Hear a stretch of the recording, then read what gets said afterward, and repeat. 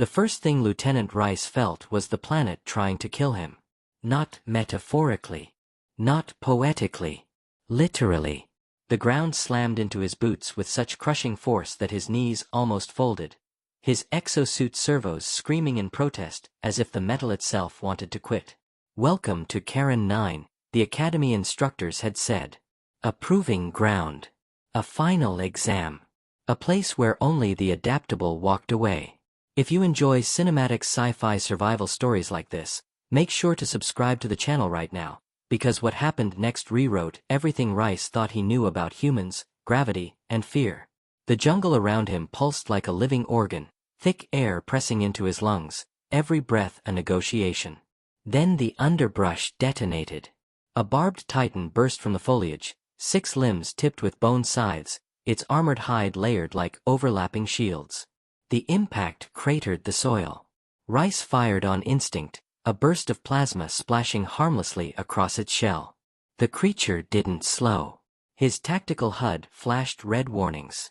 Apex predator. Impact imminent. This was how cadets disappeared, footnotes in training manuals. Then something hit the beast sideways like a meteor. A human-shaped blur. Danner. The Terran exchange soldier. The man drove a hardened spike straight between 2 plates of chitin and rode the monster as it reared, laughing like a lunatic at a festival.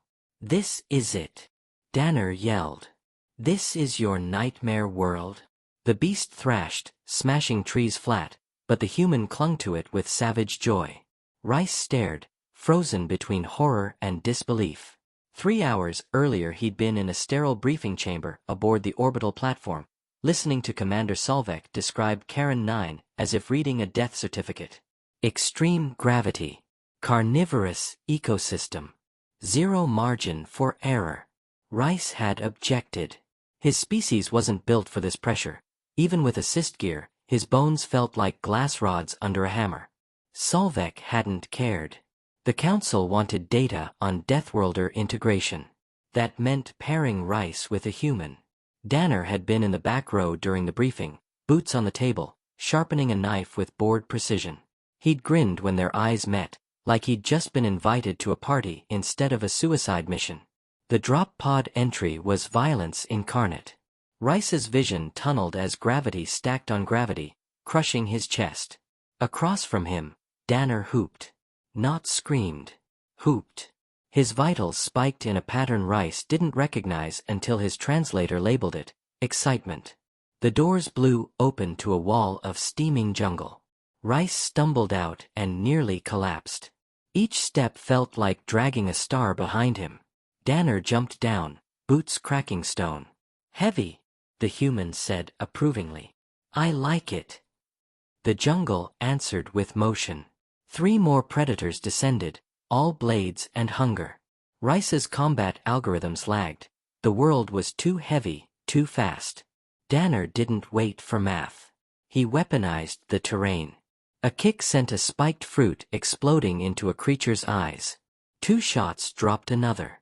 He moved like chaos wearing skin, unpredictable and brutally efficient.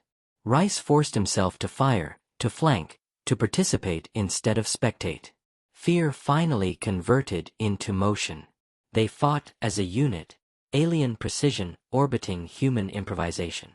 When the ground started pounding in a slow, rhythmic thunder, Rice's blood turned cold. Something enormous was coming. The trees parted around a leviathan of muscle and scale. The true ruler of Karen 9. It blotted out the light. Rice's instincts screamed to hide. Danner just stared up at it, calculating. "We can't kill that," Rice whispered.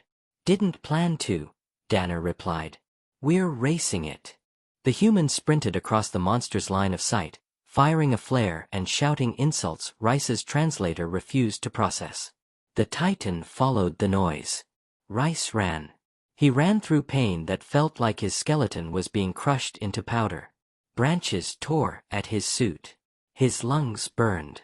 Ahead, Danner carved a path through the jungle like a living battering ram, laughing the entire time. The extraction beacon glowed through the trees like salvation. They burst onto the pad as the dropship descended. Danner slid onto the ramp at the last second, dragging Rice with him.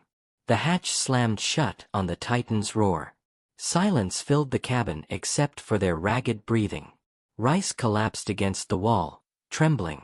Danner passed him a ration pack like they'd just finished a casual jog. "You're insane," Rice said. It wasn't an insult. It was awe. The human shrugged.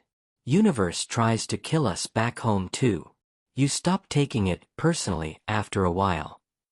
As the ship clawed its way into orbit, gravity loosening its grip, Rice realized something fundamental had shifted. His people survived by minimizing risk. Humans survived by wrestling it into submission and laughing afterward. Watching Danner wipe alien blood off his cheek while asking about snacks, Rice understood the Council's fascination. Deathworlders didn't just endure hostile environments. They treated them like challenges issued personally. And somehow, impossibly, that stubborn joy was contagious. By the time the stars stretched into lines and Karen 9 shrank into a scarred marble below them, Rice wasn't shaking from fear anymore. He was shaking from adrenaline and a dangerous new thought. Maybe survival didn't have to be quiet and careful. Maybe it could be loud. Maybe it could be defiant. Maybe, just maybe, it could even be fun.